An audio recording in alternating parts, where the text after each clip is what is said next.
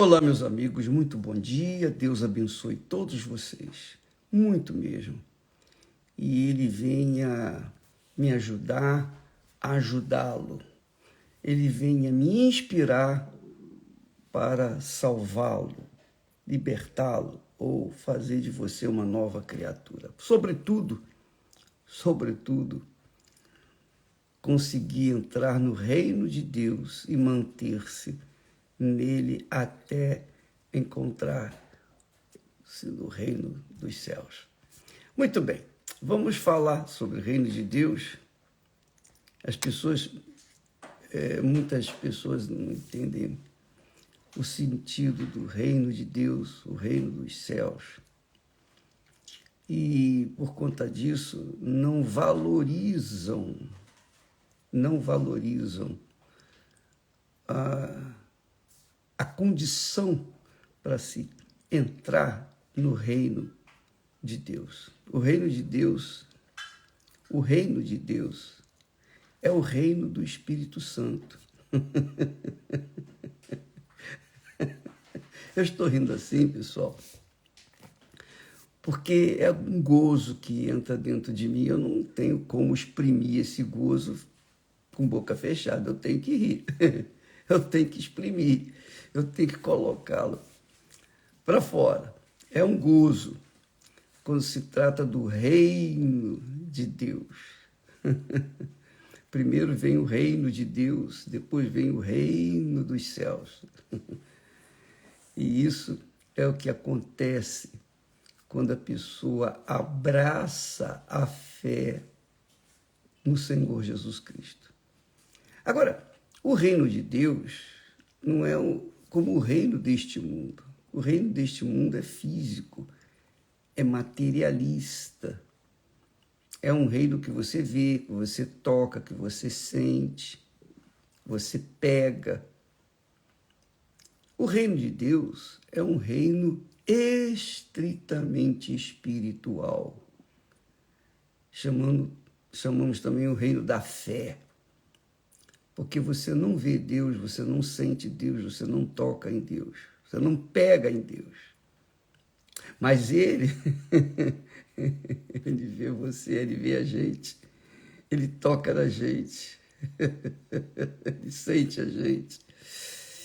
Então, o reino de Deus é o reino da fé, que é algo espiritual, é algo estritamente espiritual, não é material, é espiritual, porque Deus é espírito. O reino de Deus é espiritual. O reino deste mundo é materialista, então você vê, você toca, você sente, etc, etc, etc. Então, quando se trata da fé, a fé viva no Deus vivo, nós estamos tratando da direção, da condução, do governo de Deus, o governo de Deus. Todo mundo quer receber o batismo com o Espírito Santo, todo mundo quer saber mais sobre o Espírito Santo. O Espírito Santo é o espírito da fé, é o espírito da fé. A fé é uma certeza, é uma convicção. E isso cada um tem de acordo com a vontade de Deus, de acordo com o Espírito de Deus. Nem todos creem. Vai fazer o quê? Jesus deu a vida dele para comprar a nossa vida. Deu a alma dele para adquirir a nossa alma. A alma de todos, para salvar todos. Ele morreu por todos. Mas nem todos querem, nem todos o aceitam, nem todos se sujeitam ao governo dele. Então, nem todos recebem. Então, aqueles que o recebem, aqueles que têm ouvidos para ouvir, que atentam, que são humildes de espírito, são como crianças que ficam na dependência dos pais. Assim também é o reino de Deus, que é realizado em cada um de nós, dentro de nós. Então, o reino de Deus não está do lado de fora da gente, está dentro da gente por meio da fé. Então, pela fé, nós obedecemos a palavra de Deus. Pela fé, nós obedecemos a palavra de Jesus. Tudo que Jesus falou, tudo que está escrito nas Sagradas Escrituras, nós damos atenção e obedecemos. Então, isso, quando a gente obedece, isso mostra que o governo de Deus, o reino de Deus, está dentro de nós. Jesus falou sobre isso. O reino de Deus está dentro de vocês. Então, quando a gente obedece, se sujeita, se submete, se torna servo mesmo de Deus, a gente vai fazer a vontade dele, vai se sujeitar à vontade dele. Então, eu estava pensando aqui, lendo o texto sagrado, quando, aliás, Mateus, o próprio Mateus escreveu, o Espírito Santo o levou a escrever esse versículo que eu vou ler aqui para vocês. Diz assim: e Jesus, vírgula, passando adiante dali, vírgula, viu assentado na recebedoria, ou seja, na coletoria de impostos, viu assentado na coletoria de impostos um homem chamado Mateus. E disse-lhe, : segue-me.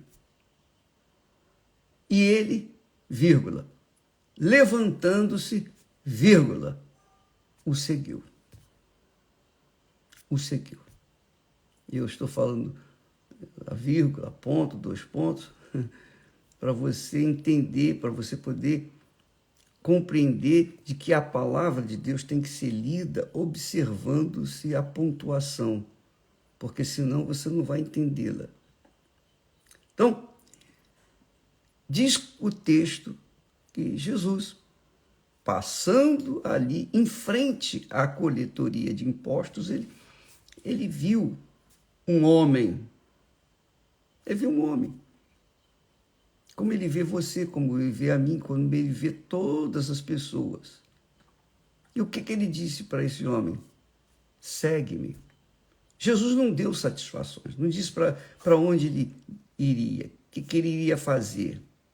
Jesus simplesmente falou, segue-me. Só isso. Mais nada. Vem, que eu vou te dar isso, que eu vou te dar aquilo. Não. Vem que você vai ser curado, vem que você vai receber isso. Não.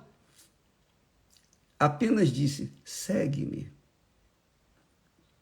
Mas a voz de Jesus soou forte, poderosa, dentro dele.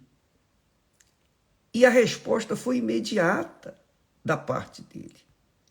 Então, naquele momento que ele ouviu essa voz dizendo, segue-me, ele largou a coletoria, que era um emprego público, que ele ganhava muito bem, ele era um homem rico, ele era um homem abastado, bem-sucedido. O seu trabalho, o seu emprego era magnífico. Mas quando ele ouviu a voz de Jesus, quando Jesus falou com ele, segue-me, com certeza Jesus olhou para ele e ele viu Jesus. E quando Jesus falou, segue-me, na hora ele largou tudo e seguiu Jesus. Quando ele seguiu Jesus, ele provou para si, provou para os seus amigos, conhecidos, seus parentes, ele provou para o diabo, ele provou para todo mundo que ele creu no Senhor Jesus. Ele creu. E essa crença fez dele, mais tarde, um dos 12 apóstolos. E também o escritor do livro de Mateus. Então, o nome dele ficou registrado na história. Por quê? Porque ele simplesmente ouviu Jesus. Da mesma forma como Mateus foi exaltado, foi honrado por Deus, porque em todo mundo onde se prega o Evangelho, se fala de Mateus. Tem a história de Mateus. Tem essa história, o início da sua história. Ele deixou as suas riquezas, ele deixou o seu trabalho profícuo, lucroso, que garantiria toda a sua vida, até a velhice, até a morte. Ele deixou para trás. Ele não perguntou à mulher, aos filhos, aos pais, a quem quer que seja, nem o chefe dele, nada disso. Ele simplesmente deu ouvidos àquela voz, a voz da fé. A voz da fé é a voz do Espírito Santo. Quando ele fala, ele convence. Quando o Espírito Santo fala, convence. Jesus, com a palavra, segue-me, convenceu Mateus e ele, pronto, largou tudo e foi embora. Seguiu Jesus. Para onde Jesus ia? Não falou. Onde Jesus iria comer, passar a noite, dormir? Não falou. Nada disso. Ele simplesmente largou tudo e seguiu Jesus. E esta é a fé que, obviamente, é loucura para o mundo. Mas essa é a fé inteligente. É a fé que norteia os chamados e escolhidos de Deus. Porque muitos são chamados, mas poucos são os escolhidos. Por quê? Porque não se deixaram, não quiseram, não se submeteram à sua escolha, à escolha de Deus.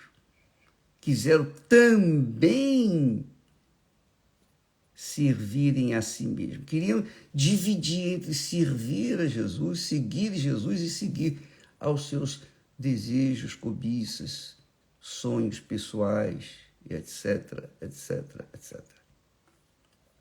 Então, minha amiga, meu amigo, hoje nós, quando falamos de Mateus, nós estamos falando de um homem que manifestou a fé inteligente.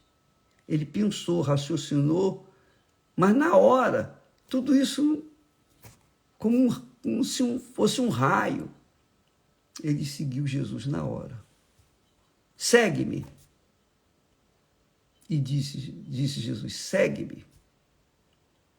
Aí diz o texto, e ele, levantando-se, o seguiu. Pronto. Não diz mais nada. Agora eu fico pensando quantas pessoas perdem o reino de Deus justamente por ficarem pensando também no seu futuro aqui na terra.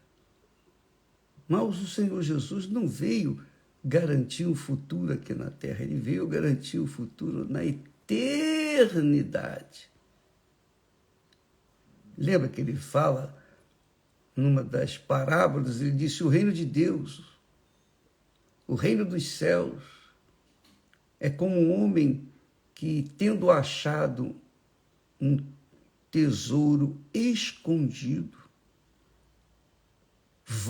esconde o tesouro, volta, vende tudo que tem, desfaz de tudo e compra aquele campo. Foi isso que Mateus fez.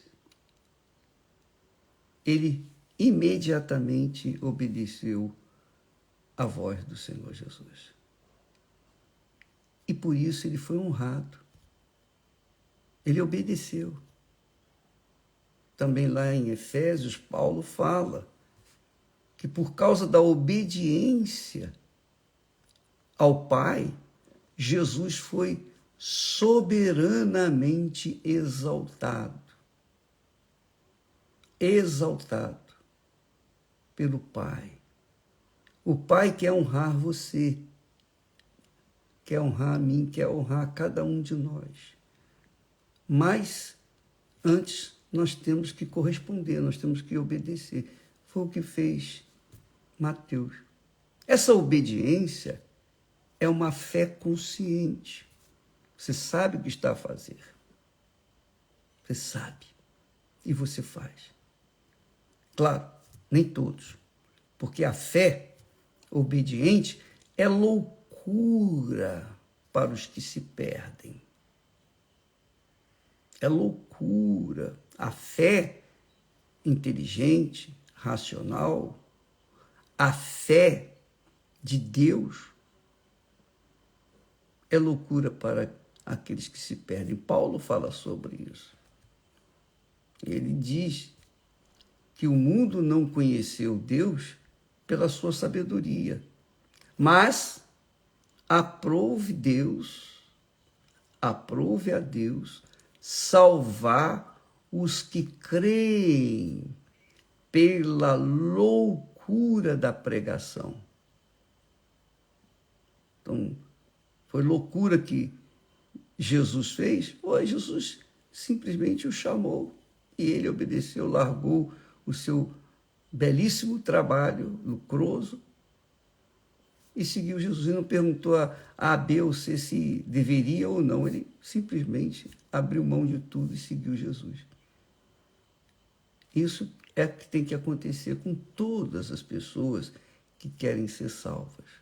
Elas têm que abandonar os seus sonhos, abandonar os seus projetos pessoais, porque a partir do momento que você deixa os seus sonhos, seus projetos pessoais, para abraçar a palavra de Deus, obedecer a palavra de Deus, seguir Jesus dia após dia, você vai deixar de servir a si mesma, vai deixar de ser serva de si mesma para servir a Deus.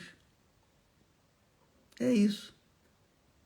Então, quando você vê, por exemplo, pastores que começaram bem, mas saíram, deixaram a obra, obreiros, ex-convertidos, que deixaram a obra de Deus e seguiram os seus desejos, seus corações, eles não quiseram servir ao Senhor Jesus, eles quiseram servir a si mesmos.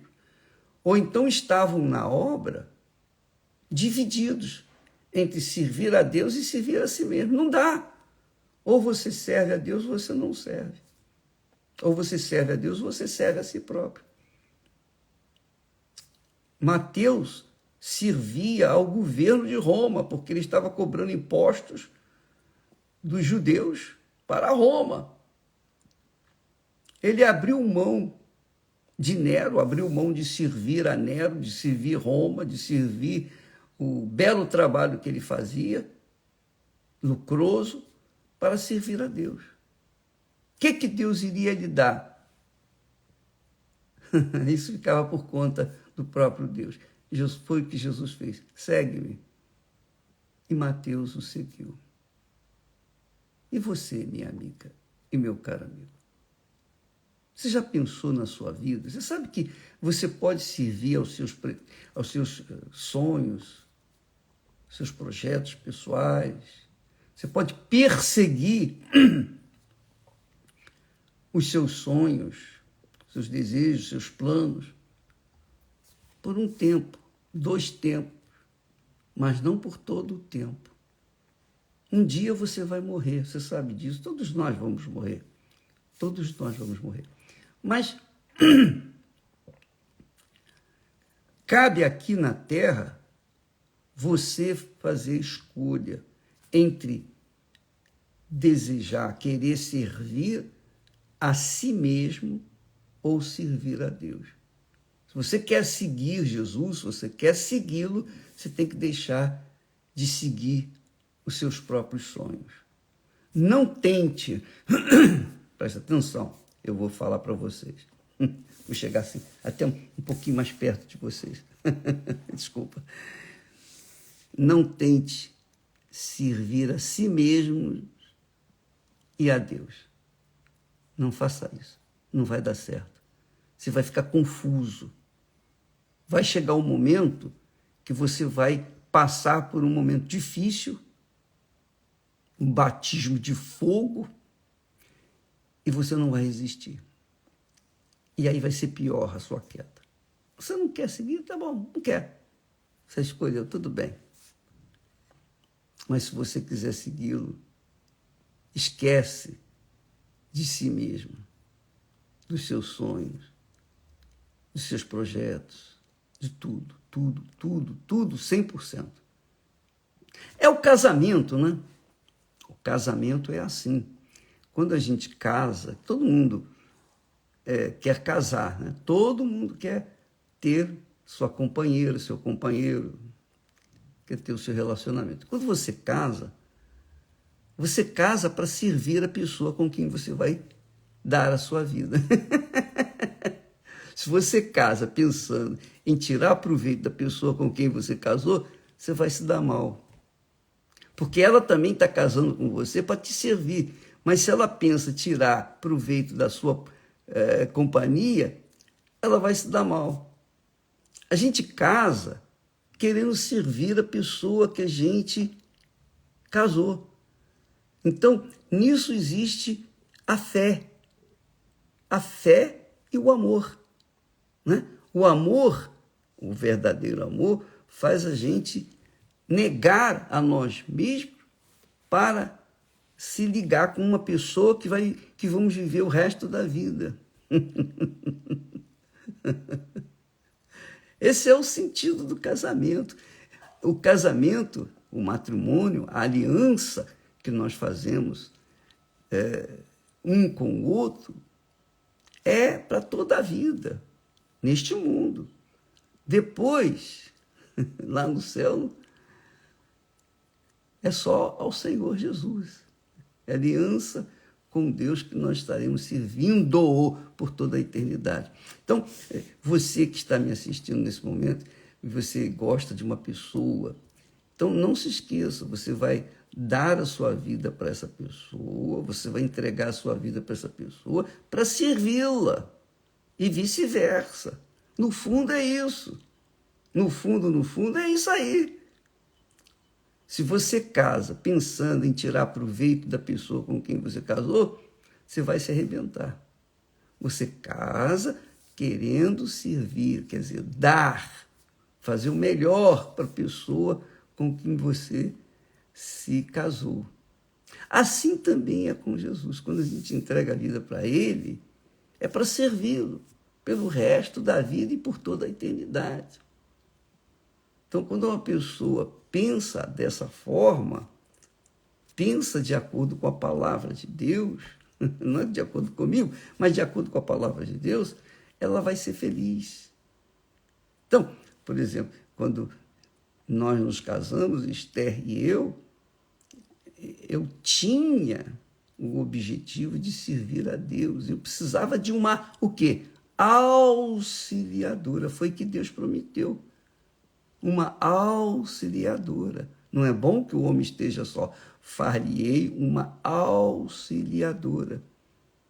Essa palavra auxiliadora, auxiliar, é a mesma palavra de onde vem o Espírito Santo. O Espírito Santo é o auxiliador que nos conduz por toda a eternidade. E se a gente blasfema contra o Espírito Santo, então a gente ofende o único que pode nos auxiliar a alcançar a eternidade. Então não há perdão, porque a pessoa rejeita, recusa. Então, amiga e amigo, para a gente viver a vida que Deus prometeu, a gente tem que segui-lo, servi-lo, fazer o melhor para ele. E fazendo o melhor para Deus, você vai fazer o melhor para a pessoa com quem você vive, com o seu marido, a sua esposa. Você vai servir. Não é isso que está escrito? O primeiro mandamento é o quê? Amarás o Senhor teu Deus de todo o teu coração, de toda a tua alma, com todas as tuas forças. Ele será o primeiro. E em seguida diz, o segundo mandamento, amarás o teu próximo como a ti mesmo. Quem é o nosso próximo? É o marido, é a esposa. Esse é o mais próximo, com quem a gente dorme. Não é a mamãe, nem é o papai, mas é a esposa, é o marido. Então, quando Jesus chamou Mateus, foi para isso. Ó, Mateus, vem, siga-me. E ele largou tudo e seguiu Jesus. Pagou um preço alto, mas ele foi honrado pelo próprio Senhor Jesus, e nós podemos ver isso, porque hoje nós temos o livro de Mateus, o Levi. Levi era o nome dele, ou Mateus. Então, amiga e amigo, a fé é loucura para os que se perdem, assim como também o amor. O amor é loucura para quem verdadeiramente ama, porque quando a gente ama, a gente se entrega à pessoa que nós amamos. A gente se dá, a gente serve a pessoa que amamos, amando-a, levando-a a sentir-se bem ou fazendo bem para aquela pessoa. É o casamento. E com Deus não é diferente. Então, assim como há a loucura da fé, existe a loucura do amor. Mas o amor que vem da fé, não o amor que vem do coração, porque esse amor do coração é fingido, é enganador, é hipócrita, é o amor que o mundo oferece. É um amor falso, não tem nada a ver do amor que vem da fé. O amor que vem da fé, a pessoa sacrifica pela pessoa amada. O amor que vem do coração, às vezes a pessoa mata cruelmente a pessoa que ela dizia que amava. Esse é o amor que vem do coração, o amor enganador. Mas o amor que vem da fé, esse é eterno. Graças a Deus. E Jesus, passando adiante dali, viu assentado na coletoria um homem chamado Mateus. E disse-lhe, segue-me, só isso, mais nada. E Mateus, levantando-se, o seguiu. Largou tudo para trás e foi. Quisera eu que as pessoas, que todos fossem como Mateus, abrissem mão de si mesmos, de servirem a si mesmos, suas vaidades, seus desejos, suas cobiças, suas pretensões, para servirem ao Senhor Jesus. Que Deus abençoe a todos vocês. Estaremos falando mais a respeito amanhã sobre a loucura da fé. E se você é aquela criatura que vive um inferno no seu casamento, seu relacionamento, saiba que esse inferno se deu porque o seu amor foi fundamentado segundo as paixões do seu coração, que é enganador. Mas se você colocar o amor sujeito ao Espírito da fé, que é o Espírito Santo, que é o Espírito do amor, então você vai ter um amor inteligente e vai ter uma vida compartilhada com inteligência e sabedoria e, obviamente, feliz.